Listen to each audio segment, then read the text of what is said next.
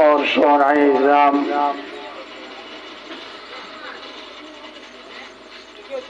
प्यारे बच्चों, नौजवान साथियों, बड़े बूढ़े जवानों, अस्सलामु अलैकुम व रहमतुल्लाहि व बरकातुहू।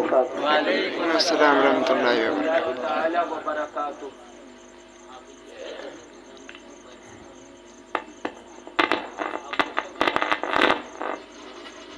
अल्हम्दुलिल्लाह अल्हम्दुलिल्लाहि रब्बिल आलमीन वस्सलातु वस्सलामु अला रसूलिही करीम। अम्मा बाद फ़अऊज़ु बिल्लाहि मिनश शैतानिर रजीम। बिस्मिल्लाहिर रहमानिर रहीम।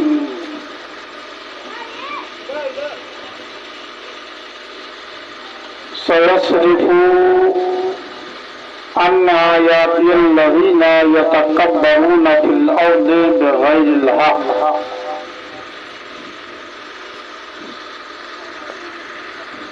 सदक़ल्लाहु मौलाना अज़ीम व बल्लगना रसूलुहुन नबियुल अमीनुल मतीउल मबीनुल करीम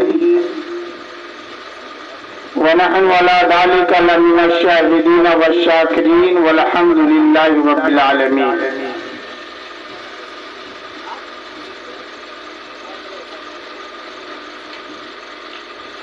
अज़ीज़ाने गिरामी,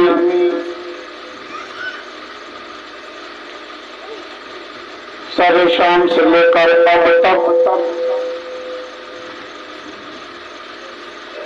आप लोग अपनी जज्बे मोहब्बत को बेदार रखे। चंद लम्हे के लिए फकीर भी हाजिर आया है। इंशाअल्लाह रहमान अपनी इल्मी बसात के मुताबिक कुछ बातें अर्ज करने की जसारत कर रहा हूँ। काबिल इसके कि हम अपनी मौजू पे आए,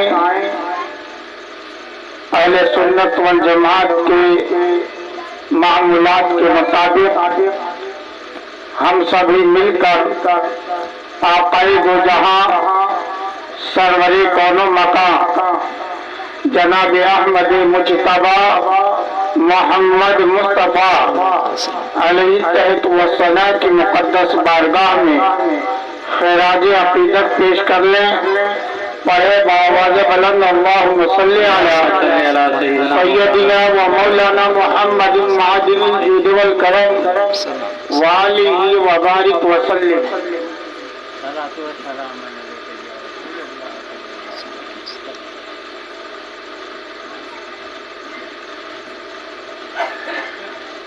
मुक़द्दर बांटने वाला मुक़द्दर बांट देता है। मुक़द्दर बांटने वाला मुक़द्दर बांट देता है। कभी कतरा कभी पूरा समंदर बांट देता है। सुभान अल्लाह। मुक़द्दर बांटने वाला मुक़द्दर बांट देता है। कभी कतरा कभी पूरा समंदर बांट देता है। मोहब्बत उसको हो जाए तो फिर महबूब के खातिर जमीन व आसमां का सारा लंगर बांट देता है। सुभान अल्लाह। हिफाजत उसको करनी हो जो अपने घर की दुश्मन से, हिफाजत उसको करनी हो जो अपने घर की दुश्मन से बाबादियों के लश्कर में वो कंकर बांट देता है। मुक़द्दर बांटने वाला मुक़द्दर बांट देता है। अज़ीज़ाने गिरामी, जिस आयत करीमा की हमने तिलावत फरमाई है, रब्बे कदीर इरशाद फरमाता है, सयस्रिफु अन आयातिल लज़ीना यतकब्बरूना फिल अर्दि बिगैरिल हक़, यानी इसका मफ़हूम ये है कि हम अनकरीब अपने उन बंदों को हक से उनका मुंह मोड़ देंगे जो तकब्बुर के साथ इस दुनिया में जिंदगी बसर करते हैं।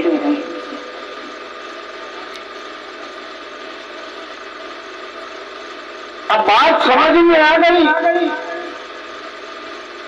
कि रब्बे कदीर अपने उन बंदों को अलग छाट देगा जो अल्लाह तबारक व तआला की इबादत और उसकी ताअत के बजाय दुनिया की लहू लाभ में मस्त हो, दुनिया के खुराफात में लगा हुआ है, दुनिया के करोफर में लगा हुआ है, मगर दीनदारी से बहुत दूर है। आप जानते हैं ये प्रोग्राम आप जिस पर बैठे हैं, नबी आखिर ज़मा सल्लल्लाहु अलैहि वसल्लम की आमद का जिक्र हो रहा है। सरकार क्यों आए? जब जब अल्लाह तबारक व तआला और बंदों के दरमियान से रवाबित कम हुए, अल्लाह तबारक व तआला की बारगाह से लोग भटकना शुरू किए, तब तब अल्लाह तबारक व तआला ने अपने करम से नबी भेजे, पैगंबर भेजे, रसूल भेजे, ताकि वो नबी, वो पैगंबर, वो रसूल इन बंदों को अल्लाह से जोड़े, बंदों को अल्लाह के रवाबित, बंदों और अल्लाह के दरमियान रवाबित को कायम रखे। इस वजह से अल्लाह तबारक व तआला ने 1,24,000 कमोबेश 2,24,000 अंबियाए किराम को इस दुनिया में मबूस फरमाया। इसी सिलसिले के आखिरी कड़ी हमारे और आपके आका जनाब मोहम्मद रसूलुल्लाह सल्लल्लाहु अलैहि वसल्लम है कि आप क़यामत के बाद अब कोई दूसरा पैगंबर आने वाला नहीं है। आकाए दो जहां सल्लल्लाहु अलैहि वसल्लम इरशाद फरमाते हैं, ला नबी बादी, मेरे बाद अब कोई दूसरा नबी पैदा होने वाला नहीं है। और ये कुरान कहता है, रब कदीर फरमाता है, हमने इस दीन को मुकम्मल कर दिया। अब दीन के तमाम उसूल ज़वाबित मुकम्मल तौर पर तुम्हारे साथ सामने मौजूद है। रसूल अकरम सल्लल्लाहु अलैहि वसल्लम ने कुछ आमाल को करके दिखाया, कुछ आमाल को बताया, कुछ आमाल को आकाए दो जहां सल्लल्लाहु अलैहि वसल्लम ने हुक्म दिया, जिसे बताया वो हदीस कहलाता है, और जिसको करके दिखाया वो सुन्नत हदीस कहलाता है, वो सुन्नत रसूल कहा जाता है। आकाए दो जहां सल्लल्लाहु अलैहि वसल्लम सुबह क़यामत तक के लिए जो मसला पेश होने वाले हैं, तमाम मसाइल के हल कुरान और हदीस के दरमियान मौजूद है। अब तुम्हें ढूंढना है, तुम्हें करना क्या है? हम तो दुनिया में इस तरीके की जिंदगी बसर करने लगे हैं, अल्लाह से अपना रास्ता इस कदर दूर बना रखे हैं, हमारे दिल में अल्लाह की मोहब्बत है ही नहीं। अगर हमारे दिल में अल्लाह की मोहब्बत होती, अल्लाह से राबित हमारे मजबूत होते, तो हमारा कल्ब रोशन होता, हमारा दिल मुनव्वर होता, हमारे ज़हन फिक्र और हमारे तमद्दुन, हमारे चाल चलन, हमारी सीरत सूरत, हमारी सोसाइटी सब रसूल अकरम सल्लल्लाहु अलैहि वसल्लम के ऐन सुन्नत के मुताबिक होता। लेकिन यहाँ हर चीज ऐसा नहीं है, बल्कि दुनियादारी में हम इस कदर मशगूल हो गए हैं कि हमें सुन्नत तो दूर की बात है, फराइज और वाजिबात का हमें पता नहीं है, और हमें ये भी एहसास नहीं है कि हमारा राह कौन सा है।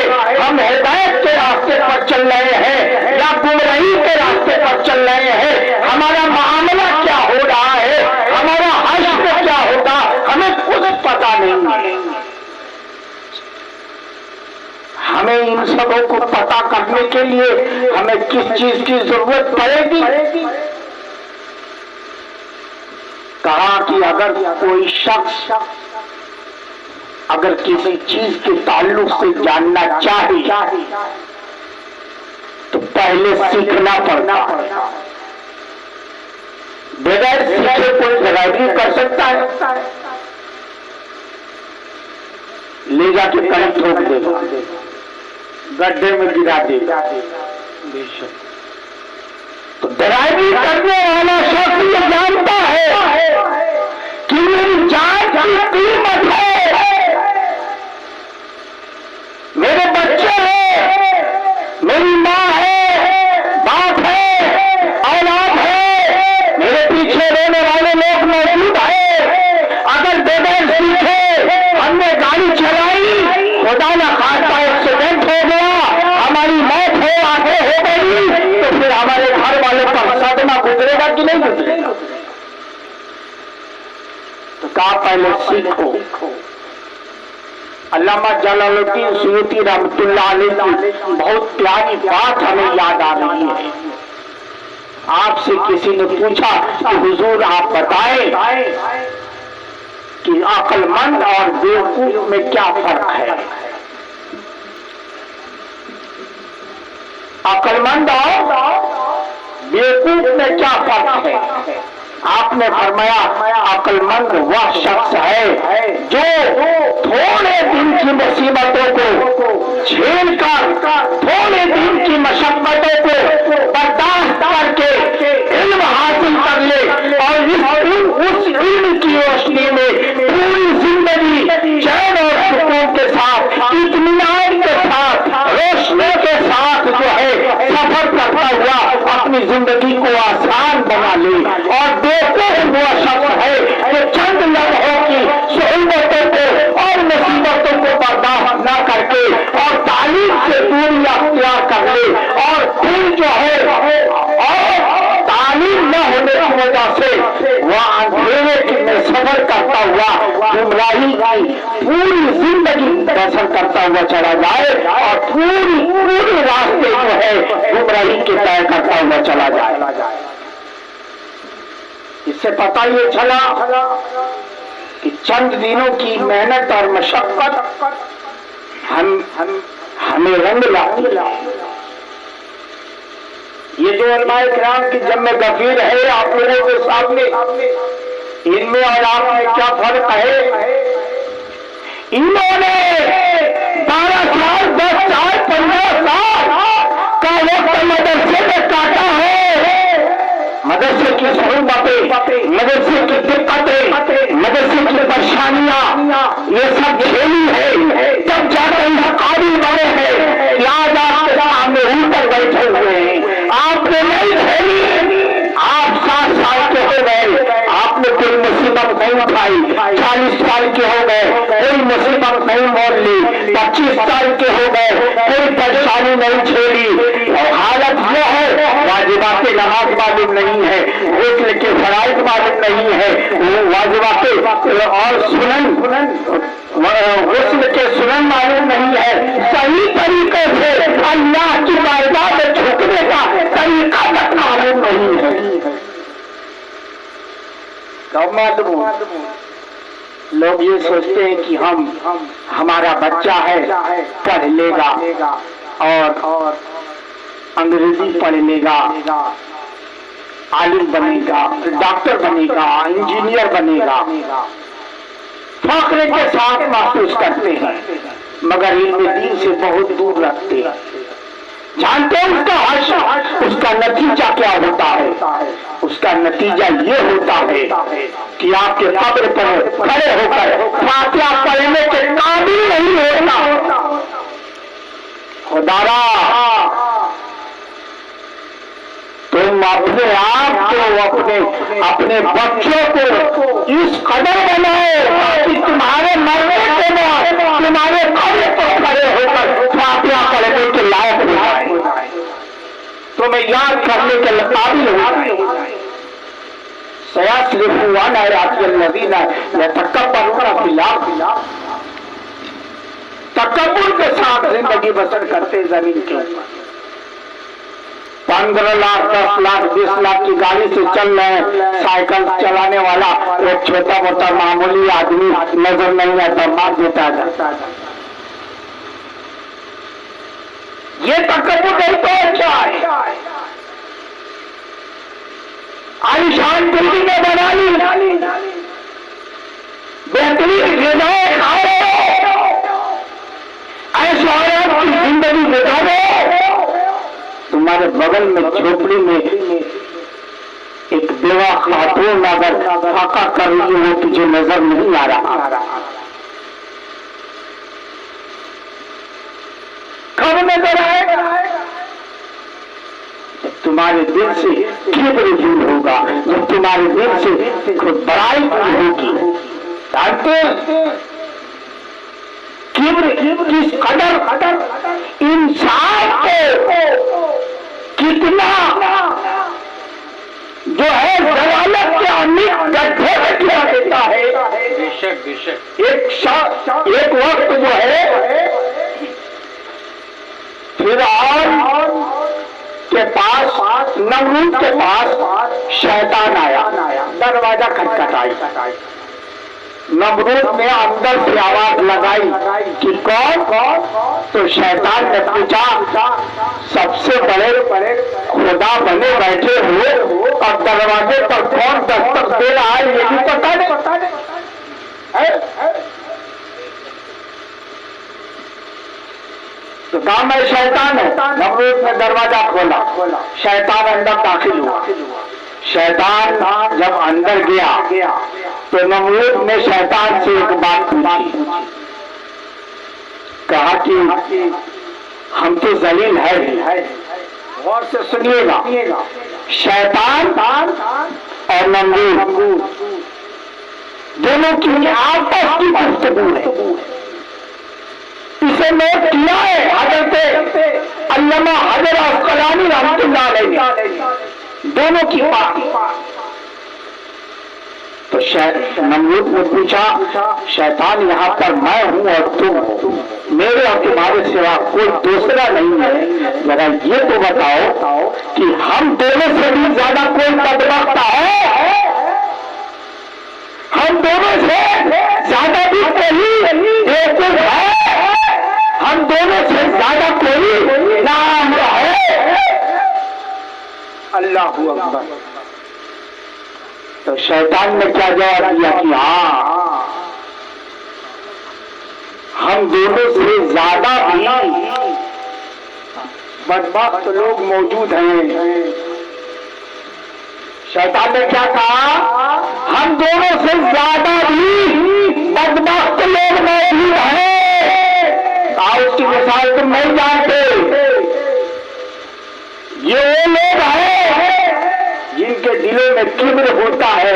और मिसाल समझाया शैतान ने नमरूद से, क्या तुम नहीं जानते कि जब अल्लाह ने आदम को पैदा किया तो मेरे दिल में किब्र दाखिल हो गया और मैं अपने आप को बड़ा समझने लगा। अल्लाह ताला ने लानत का तख्त डालकर मुझे जमीन पर फेंक दिया और मैं महबूब पागला हो गया। पता ये चला कि जिसके दिल में किब्र दाखिल हो जाए वो शैतान से भी बड़ा जो है किब्र वाला है और शैतान से बड़ा बदबख्त है। आज हमारे नौजवान की तो बातें छोड़िए, बुढ़े लोग से क्लिक करते हैं। दीनदारी क्या है? कहते हैं अल्लाह के रसूल की आमद का जश्न मनाओ। ये अल्लाह के रसूल का जश्न ये से क्लिक करने वाला मनाएगा। अल्लाह के रसूल की आमद का जश्न तुम्हारे से क्लीन और बदआमालियों के बिना पर मोहताज है नहीं। मूसा अलैहिस्सलाम के बारे में जानते सुना आपने? मूसा अलैहिस्सलाम जब छोटे थे तो किसके गोद में खेल रहे थे? किसकी दाढ़ी पकड़ के बेचा था मूसा अलैहिस्सलाम ने? उलमाए कराम मौजूद है। मूसा अलैहिस्सलाम ने फिरौन के गोद में जब खेल रहे थे तो आपने दाढ़ी पकड़ के बेचा। क्या समझ में आया कि जो सबसे बड़ा तकब्बुर वाला था, जो अपने आप को सबसे बड़ा खुदा कहलाने वाला था, जो खुदा बना बैठा था, उस शख्स के चेहरे पर दाढ़ी थी। और आज जब ईद मिलाद नबी मनाने वाला नौजवान, आज जब ईद मिलाद नबी मनाने वाला ये बूढ़ा, आज जब ईद मिलाद नबी की खुशियां मनाने वाला रसूल पाक पर ईमान लाने वाला इंसान के चेहरे पर दाढ़ी नहीं है। सोचो, जो सबसे बड़ा अपने आप को खुदा समझता था, उसके चेहरे पर भी दाढ़ी थी। और तुम आका के गुलाम बनने की कोशिश कर रहे हो, आका के गुलाम बनने का दावा करते हो और तुम्हारे चेहरे पर दाढ़ी तो दूर की बात है। रब ने फरमाया आप उन्हें अपनी निशानियों से मोड़ दी। कैसे मोड़ा अल्लाह ने अपनी निशानियों से? एक झलक मैं आपको दिखाना चाहता हूं कैसे अल्लाह ने निशानियों से मोड़ा। मुसलमान कहलाता है, दाढ़ी रख ली, टोपी पहन लिया, कुर्ता पजामा लगा लिया, जुमा के दिन मस्जिद में हाजिर, 2 रकात नमाज पढ़ा और भाग गया। बस 2 रकात के लिए टोपी लगाना, इतना बड़ा कुर्ता पजामा पहनना, घूस करना, खुशबू लगाना, 2 रकात के लिए इतनी मेहनत। अल्लाह अकबर। उस दिन भी तुम्हें फुर्सत नहीं है नमाज पढ़ने की। या अल्लाह की निशानियां है। दाखिल होने के बाद भी अल्लाह ने तुम्हें ऐसा फेरा है कि पूरी नमाज तक पढ़ने की तुमसे तौफीक मिली।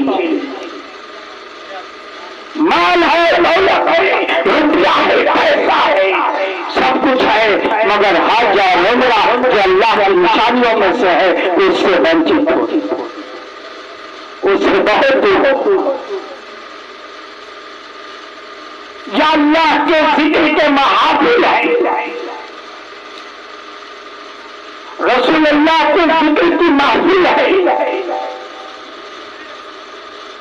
इससे गाफिल लोग पड़े हुए दूर हैं। कुछ लोग तो अपने अपने खाबगाह में आराम पजीर होंगे। अल्लाह ने ऐसे मोड़ दिया अपनी निशानियों से कि हक दिखाई देता है मगर कबूल नहीं, हक कबूल नहीं कर पाता है। सच दिखाई देता है मगर सच कबूल करने का दिल गवारा नहीं कर रहा। वादेरा भला था जब कदम रहते थे, रोशनी लाई है मंजिल पर बहुत। हम सोचते क्या है, होता क्या है जानते? अल्लाह की इबादत से आप बहुत दूर हैं। रब्बे कदीर एक जगह कुरान मुकद्दस में इरशाद फरमाता है, वअनफुसिकुम व अहलिकुम नारा, अपने आप को और अपने आलो औलाद को जहन्नम की आग से बचाओ।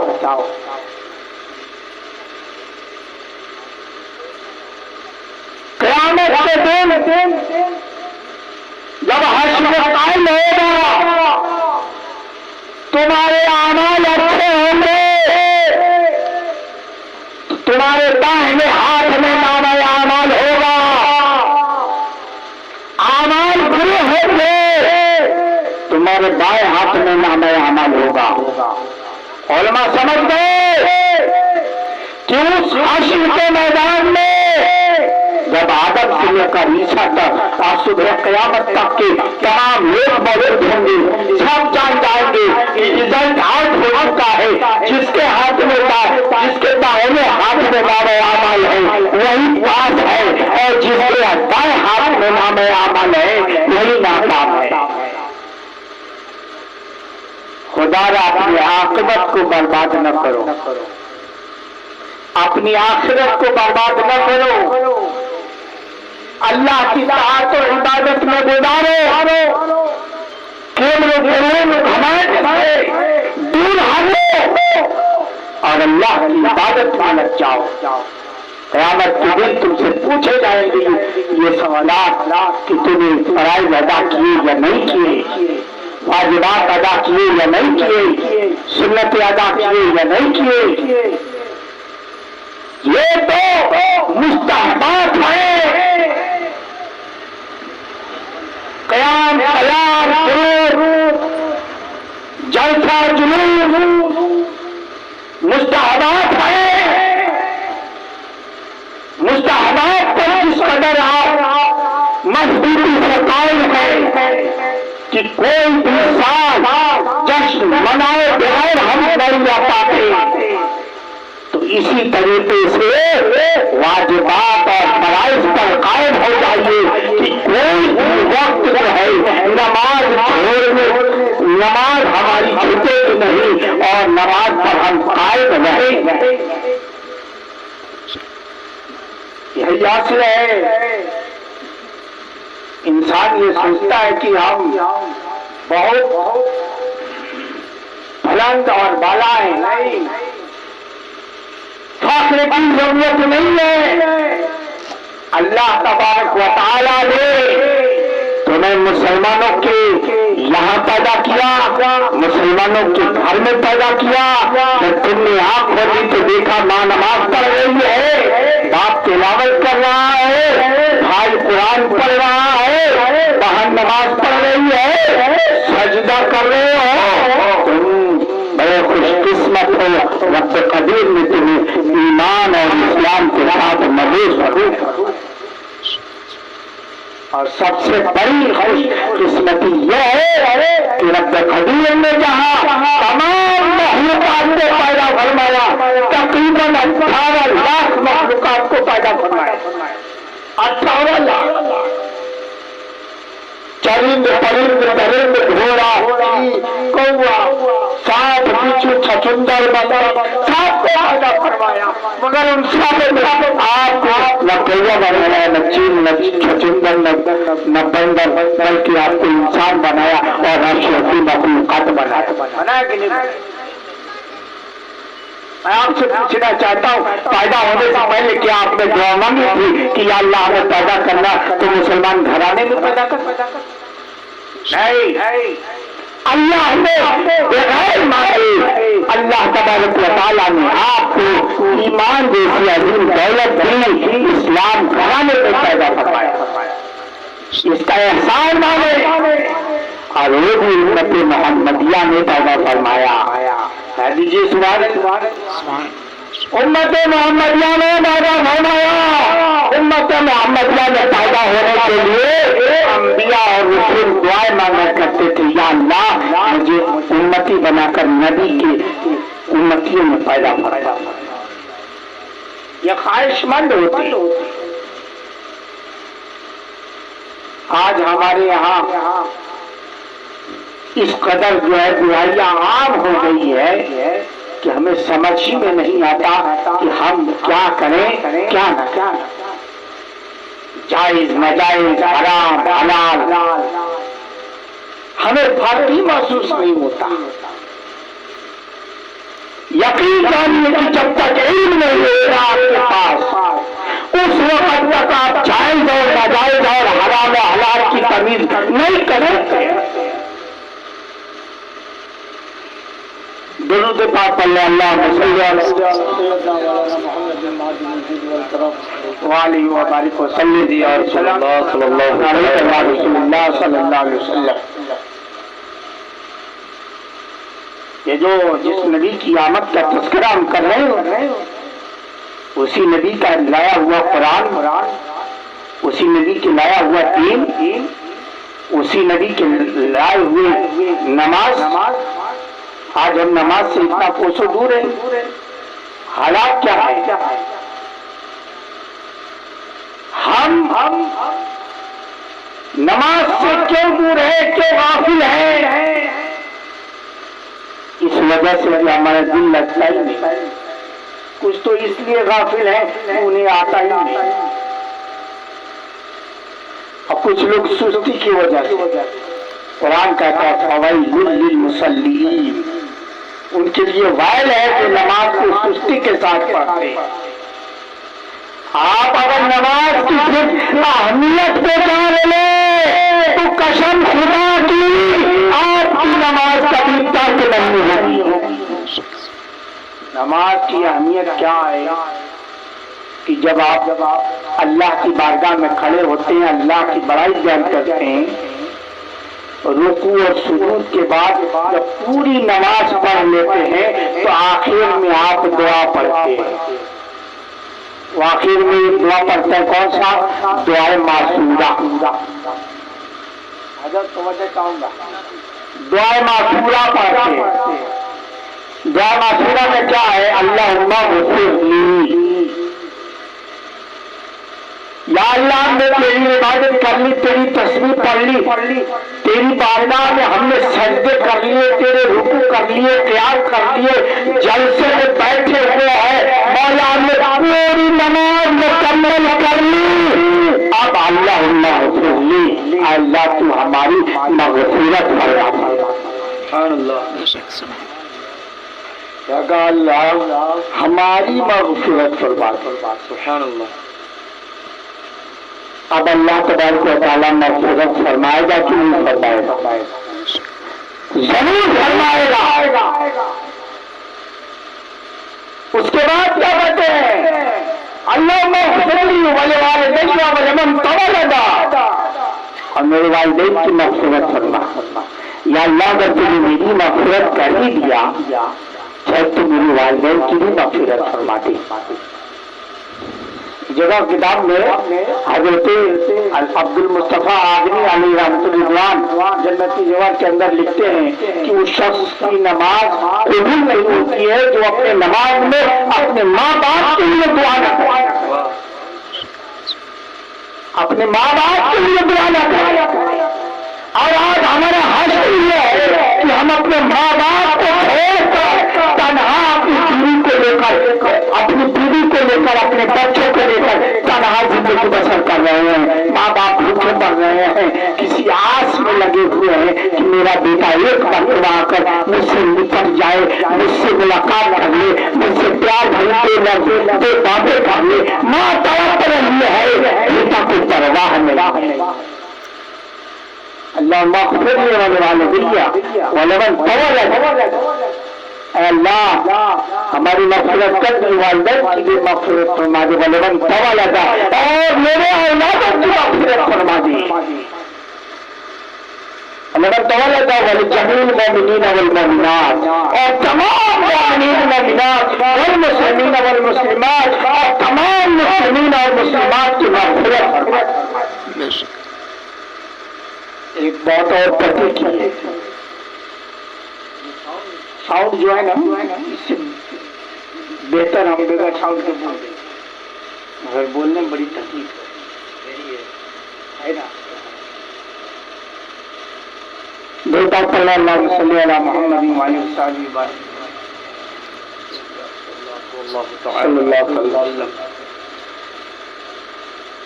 हमने किन के लिए मग़फ़िरत की दुआ की? अपने लिए, अपने वालिदैन के लिए, अपने बच्चों के लिए। अब क्या करें? जमील मोमिनीन वल मोमिनात वल मुस्लिमीन वल मुस्लिमात, तमाम मोमिनीन और तमाम मुस्लिमीन, मुसलमान मर्द औरत, मोमिन मर्द औरत, सबकी मग़फ़िरत फरमाए। हज़रत बैठे हुए तस्दीक करेंगे।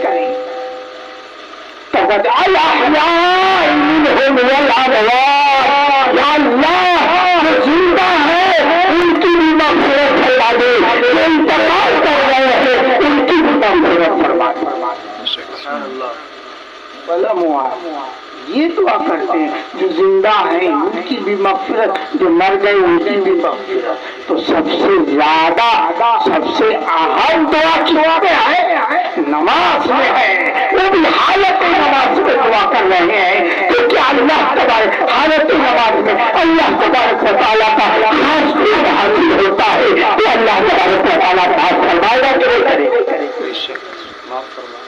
जरूर करेगा। इन्नका मुजीबुद दावा, बेशक वही है हमारी दुआओं को कबूल फरमाने वाला। ये दुआएं निकलती है अगर कोई पीर, कोई फकीर, कोई आलिम दीन, कोई हाफिज, कोई नमाजी, कोई हाजी अगर दुआ पढ़ता है नमाज में जमील मोमिनीन वल मोमिनात, तो आपका हिस्सा उसमें नहीं है। मैं दावा के साथ कहता हूँ उनका हिस्सा नहीं है। उलमा है मौजूद कि जो बेनमाजी हो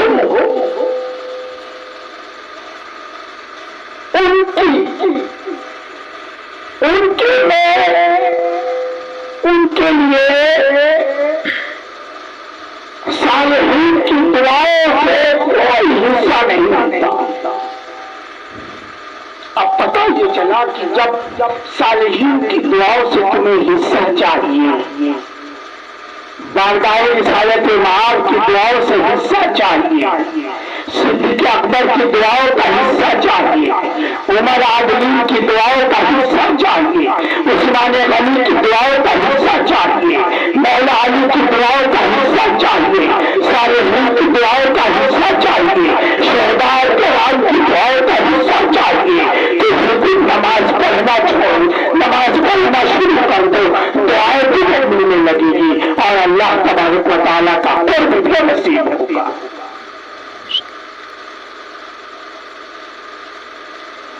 हम बहुत दूर हो गए। अल्लाह ताला ने अपनी निशानियों से हमें फेर दिया,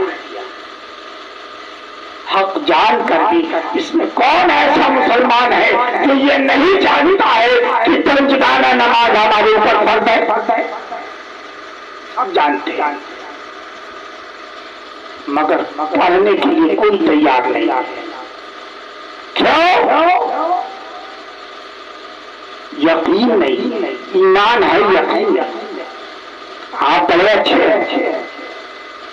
दावत में जाएंगे तो क्या कहेंगे? खाने मिले होगा तो कहेंगे कोई बात नहीं है साहब खाना हम आधा घंटा इंतजार कर लेंगे, इत्मीनान से बना। ये यकीन है आपका। और जब जनाजे की नमाज में मौलाना साहब थोड़ी सी नसीहत थोड़ी बढ़ा दिए तो मौलाना साहब जल्दी करिए, धूप होती है। ये दुनिया है, इस दुनिया में आप लो लगाए हुए हैं। याद रखिए कि दुनिया आपका दुश्मन है। दुनिया को अभी आपने समझा नहीं? दुनिया को समझिए। दुनिया है क्या? दुनिया को हम आपको एक कप प्याले से समझा दें, एक कप चाय के प्याले से समझा दें। दुनिया क्या है? जब तक प्याले में कुल्हड़ में चाय मौजूद है, भले होठ जले, जुबान जले, उसे बार बार अपने होठ से लगाएंगे, चाय पिएंगे, खत्म करेंगे ना। उसके बाद कूलर को आए से भेज देते हैं बेदर्दी के साथ कि फिर उस पर कोई नौबत नहीं होता। ये दुनिया है। जब तक आपके पास माल है, आपके पास इज्जत है, शोहरत है, दौलत है, जब तक आपसे जरूरत है आपके औलादों के, आपके रिश्तेदारों को, उस वक्त तक आपका दुनिया साथ देगी। और आपके पास माल दौलत नहीं, दुनिया आपका साथ देने के लिए नहीं।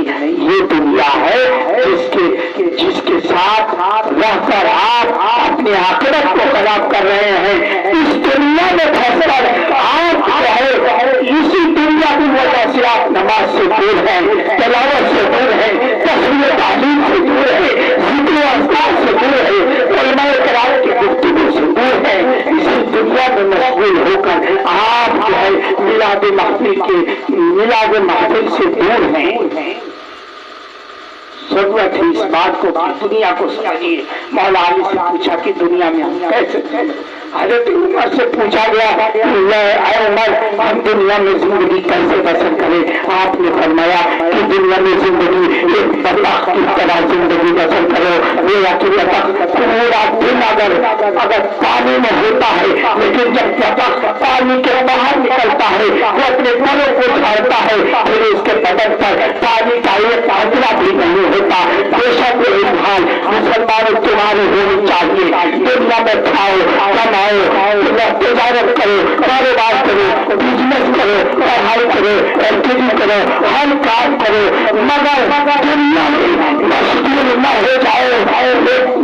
एक वक्त ऐसा है जब अल्लाह की बड़ाई बयान की जाए, अजान की तरफ बुलाया जाए, अपने हाथों की बुझाओ, दुनिया को तुम पीछे फेंको और अल्लाह की बारगाह में खड़े हो जाओ और अल्लाह की इबादत में मशगूल हो।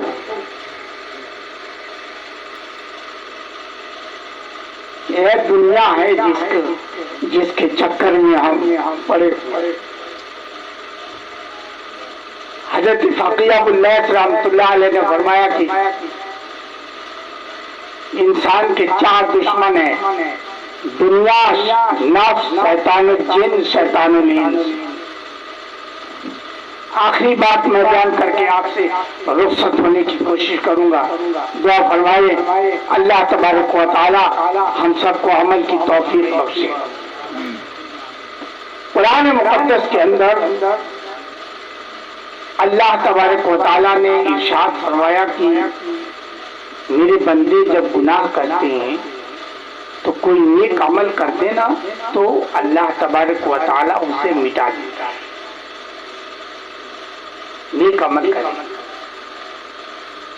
और कोई गुनाह का अमल कर दिया, कोई गुनाह कर दिया तो नेक अमाल करने की बुनियाद पर अल्लाह ताला गुनाहों को माफ कर दे।